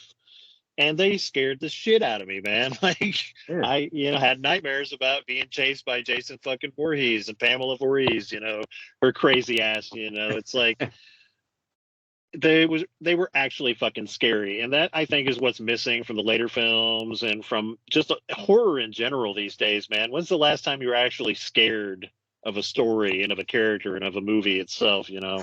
And they're out there. Don't get me wrong, I love horror, but Friday the 13th is just very special in that regard because, you know, I was a kid when it came out and it scared the crap out of me.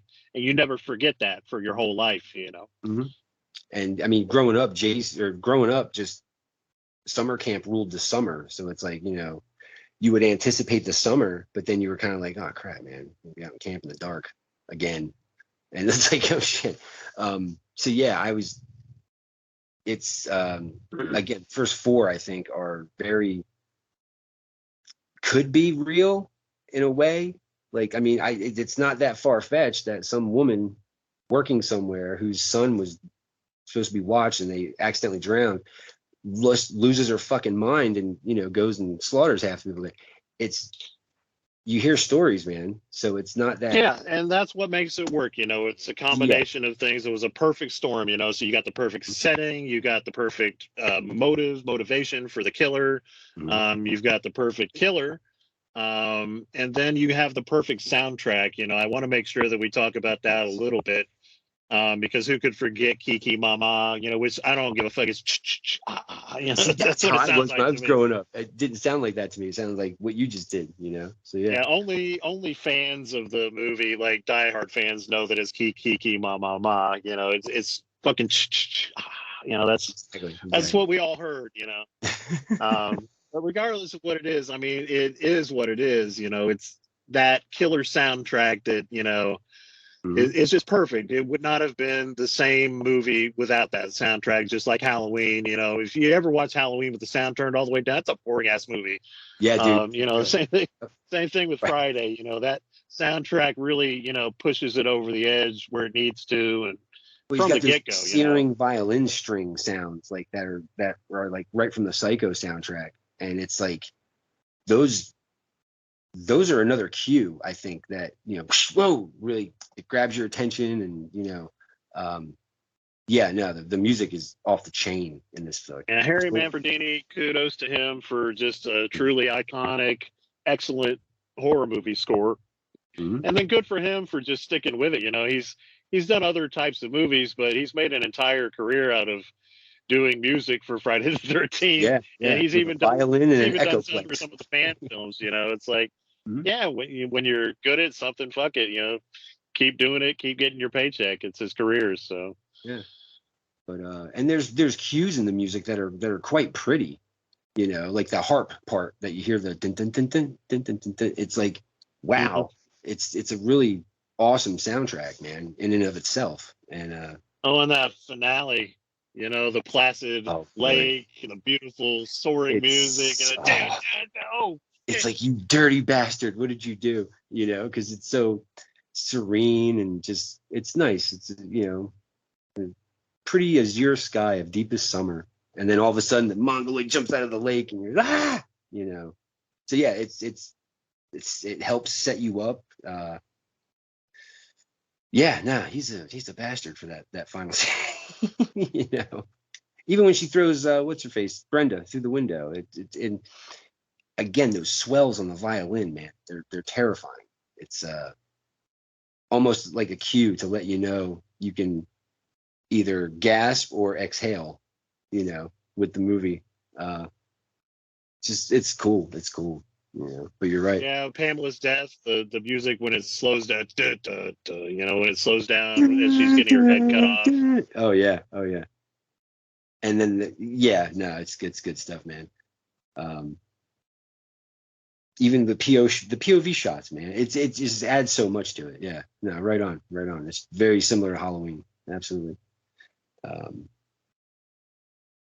But yeah, I don't. How would you rank Friday the 13th, like, in horror movie history and like movie history and your favorite movies? So let's talk about Friday the 13th Part 1 in terms of the Friday the 13th franchise.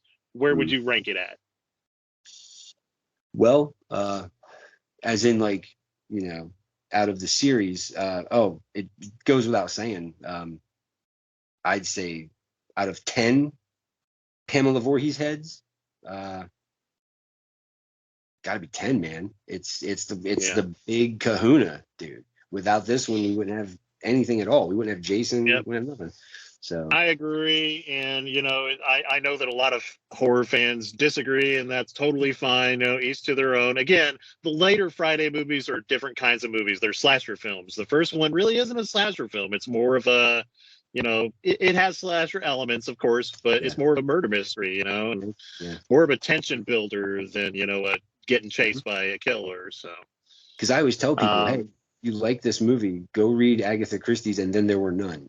That's literally a body count story in a book. Like, it's, but yeah, it's one of the reasons I like it so much is it's a murder mystery for the most part. So yeah, 10 out of 10 as far as Friday movies go. As far as horror movies, like the entire horror genre goes, I would put it up there around 8 or 9 for sure. I mean, it's so iconic. It's so important to horror movies in general, like the effect that it had on other horror films. Everybody started making movies in the woods, with a killer after Friday the 13th came out. This started sub-genre. Yeah, you got to give it props. Oh, yeah, and it is scary. It's a scary movie. And like growing up in the 80s, you like sometimes you would hear your friends, oh yeah, we're gonna go hang out at this guy's house, or we're gonna spend the night over here, blah blah blah. We're gonna be watching Jason movies all night, or we're watching horror movies all night. And this was always one of them. So even to the point, Scream, in the first 10 minutes of that flick, they tipped their hat in a big way to the first Friday the 13th. Yeah. You know. All right, so we agree it's a 10 out of 10, between an 8 and a 10 out of all horror movies, out of cinema in general. Yeah, I would put it at least a 7, just because of how important it is in general. Mm-hmm. It was a good movie. That's all there is to it. It's a good fucking movie. And now it's time for the scared shit list, okay? The scared shit list is a list that we make of the shit in the movie that scared us. So the shit in Friday the 13th that scared you, Slinky, and go. Steve Christie's aerobic socks. He's got them tucked into Timberlands. I'm just kidding. Let's see. The scene that got you as a kid, it's the scene where she's picked up by the killer. That's scary, man, because you're stuck like Chuck now. And it's pretty scary, pretty terrifying. And then the end with Mrs. Voorhees, the way she plays crazy and how she talks to herself and how she answers herself and stuff like that. That's pretty scary to me. Hell yeah. So the first thing I always think of when I think of the first time I watched Friday the 13th is the arrow through the neck. That is one of Tom Savini's finest moments, as far as I'm concerned. It's super iconic. It's Kevin fucking Bacon, and it was just weird and unexpected and fucking scary. I will never forget just watching that and like, oh my God, it was so frightening and just so that's number one for me. And then that fucking jump scare at the end, man, like what's scary about the jump scare is it does get people, like people who've never seen the flick before, that say it hasn't been ruined, by the time they get around to watching it. That part does usually scare them because they're like, oh man, geez, wasn't expecting that. But what scares me is when the cop tells her we didn't find any boy, because then you're like, was she fucking, did she lose it? So it's like it opens up a whole nother door. And then she says it. Oh, then he's still out there. And it's like, oh shit. That totally fucking thing that jumped up out of the lake is still out there. Oh fuck. Yeah, man. Like that must be the answer. It couldn't be anything else. And it's just like, wow. Yeah. Pretty scary stuff, man. Yeah, there's a moment of real horror when she's hiding in the closet or in the pantry, and Pamela's looking for her, and she's gonna fucking find her, and then she looks at her, and it's like, oh my God, that part. It's very uncomfortable. It's unsettling, man, because like she's taking an axe to this door, like a la The Shining. She's gonna get in, dude. There's no way around that. But she stops when she has like a CD size hole in the door, and she does this like, and it's like, oh, you sick fuck. Like now she's toying with the person. Like it's oh man, it's terrifying. Now I'm having a brain fart here. Isn't there a part where somebody urinates, or is that in a different one? Somebody like hides, and then you see the pee like coming out from where they're hiding. That must be in a different movie, but that's what I would be doing if I was hiding in a fucking pantry. That's how she would find me. Yeah, she would see this giant puddle of piss roll out from like a canoe. Yeah. I'll have to look that up for the next show. Like there was a movie where somebody's hiding and you see the fucking piss puddle, and it's like, oh shit, But yeah, definitely put on your shitting pants or your pissing pants when you're watching Friday the 13th, man. It's still scary after all these years. At the very least, the jump scare will get you. So, yeah, like I said, this it's a horror standard to me. Anybody who's associated with the production of this movie is horror royalty. And it's just funny to me that like the compare it, because people, they compare it all the time to the original Halloween. The original Halloween is very pretty to watch, like it's shot beautifully. This one is like, nah, we don't care. It's in your face. We got Bing Crosby's kid pinned to a door with arrows. Like, it's just, it's almost brutal. Like exploitation flick, man. Like I kind of say it grew up on 42nd Street, with the Grindhouse flicks. And it's interesting. I wonder, with Halloween 2, if that was influenced a little bit by the brutality of Friday the 13th, because, it's a much more Jason-like Michael. Mm-hmm. And it was because I guess, that's a whole nother discussion. It was because they were going to make Halloween 2 whether John Carpenter was involved or not. So it was another kind of thing where, okay, well, because he was the reason the Sam Hain thing and blah blah blah. But it was, they had to, because again, that's the slasher cycle was in full swing, man, from like 78. The bar had been raised though, so yeah. So in Friday the 13th, that I give it direct credit just for that, So, plus it's a fun movie to watch with your friends, man. Like if you've ever watched it with a group, it's a lot of fun to watch. Everybody cheers, stuff like that. It's a lot of fun. So, I wish I would have seen it in the theater, when it came out, but I was a little bit too young. In fact, the only Friday I've seen in the theater was Freddy versus Jason.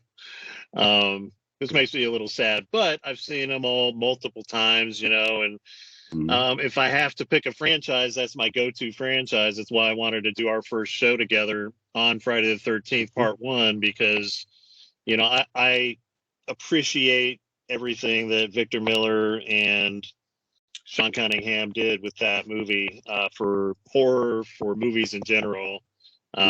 It's huge. It's iconic. It's important. It matters. And I think all horror has the potential to be that big a deal. Absolutely. So I love it for that reason. Yeah. Yeah. No, you had my attention, man. When you said, "Oh, you want to talk about Friday the 13th?" Oh man, no problem. It's a titan, dude. It's it's one of the big ones, and anybody who's a horror fan, you owe it to yourself to watch it, even if it's not your bread and butter, even if it's not your thing. Just it's what it is, and it's scary, man. It's a scary fucking movie. So,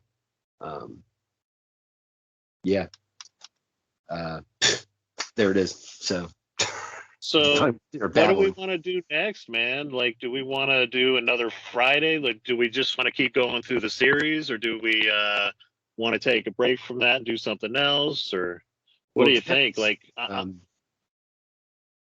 honestly, I can talk about every Friday the 13th flick, but this is like a big slasher iconic film.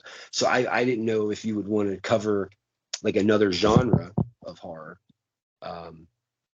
or if you want to stick with this and go down the series, or it's that's the thing with horror movies and doing stuff like this. You're never gonna run out of material ever.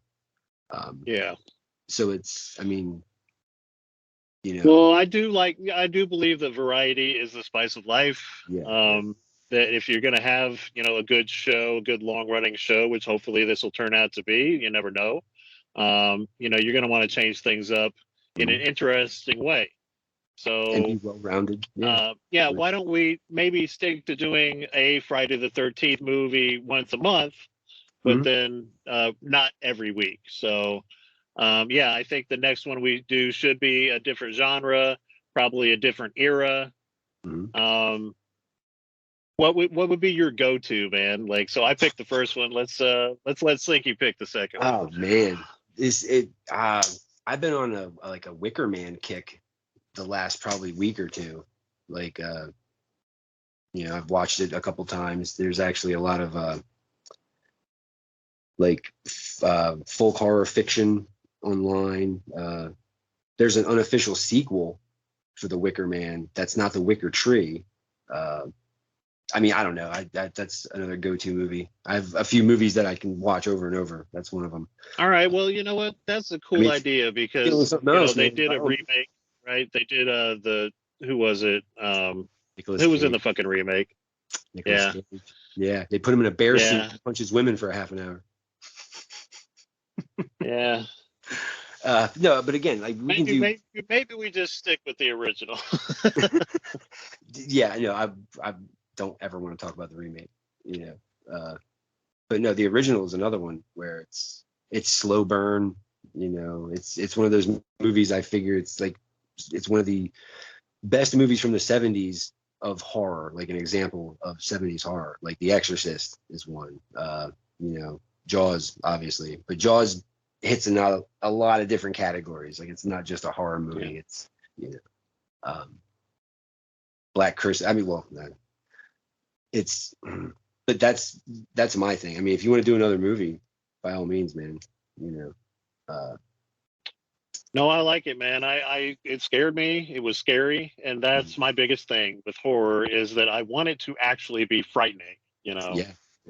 That's why we scared shitless, because there's got to be something in the fucking movie that's scary. So The Wicker Man was definitely scary. So yeah, let's do that one next.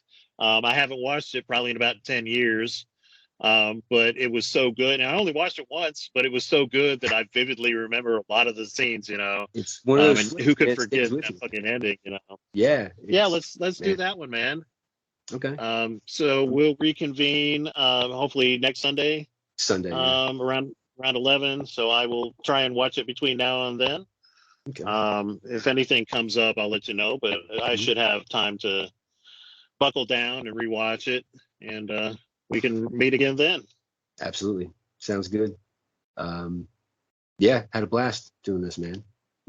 Yeah, me too. We haven't talked about editing at all. I don't know how. Is it something that we even need to do since it's a podcast? Is it something that I should learn how to do? Are you any good at it? I know how to edit. Should we get somebody else to do it?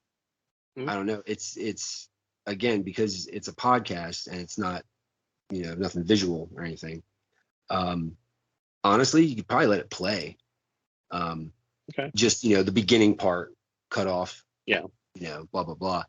But for the most part, you could probably just let the thing play, man. Because again, people listen to these when they're driving to work and shit. So it's what you should do is when we're done here, not tonight or whenever you have time, just listen to it, the whole thing. Yeah. And see how it sounds, and then make some notes or whatever, and that's where maybe make some cuts, if that. But you should learn how to edit. And I had to lock myself in a room with my cell phone and just learn on the app. And it took me like 4 or 5 hours, man. But it's, once you learn how to do it, it's easy. It's right on. Yeah, we're right at 2 hours, and a lot of that's going to be, I know it's going to be a little bit of filler, like there's got to be some stuff that the fat that can be cut, but that's cool though. I like that we just talk naturally and just let it all hang out, Like there's some parts on there where I'm like, I figure maybe cut some of those out, but it's no, that was really, there's like a flow to it. We were just talking, and that's what that I'll get my kids to help me too, because I have a 15-year-old and a 20-year-old who are really good at that kind of shit. So they can show daddy which programs to use and maybe add some music, to the beginning. And we'll go from there. So see it, and you have that option, so you totally utilize it, man. Like when Liz and I were doing this shit, it was, oh man, it was a nightmare. Like we just had to sit there and figure it out. So yeah, but again, just listen to it and see how it flows, because I'm gonna listen to it. I'll get on Skype probably later on and just let it play, see how it sounds.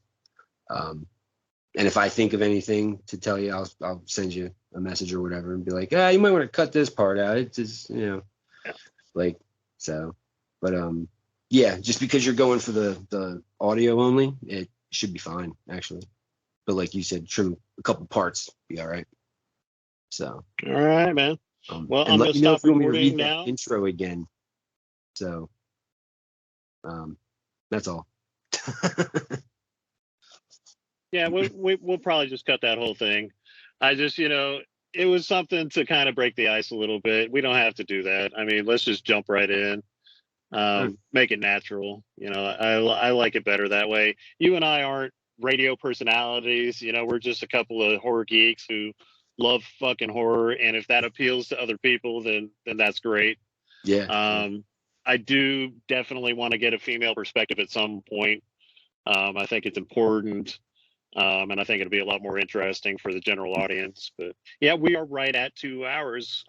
So I will get on the editing, and I'll let you know as soon as I have it all chopped up, and I'll send you the final product. And yeah, you take a look at it, and yeah, if you see anything you were like, oh yeah, dude, take that out or whatever, let me know. Again, with the editing, if you just don't want to do it or you don't feel blah blah blah, just let me know, and I can, But with that, you and I have to be right on the same page about what you want. So, but whatever, have at it, man. See what happens. So, all right, brother. Thank you for doing this on a Monday. I do have to get up super early, so I'm gonna get going. But I appreciate you. You're one of my best friends, man. I'm not gonna lie, and I don't have a whole lot of friends, and it's nice to have somebody I consider a friend, doing something like this with me. So. Absolutely, man. But yeah, no, I thank you for wanting to do this, and get some rest, man. Get some rest and stay out of the woods. All right. Stay scared. Yeah. All right, bro. Take care. Soon.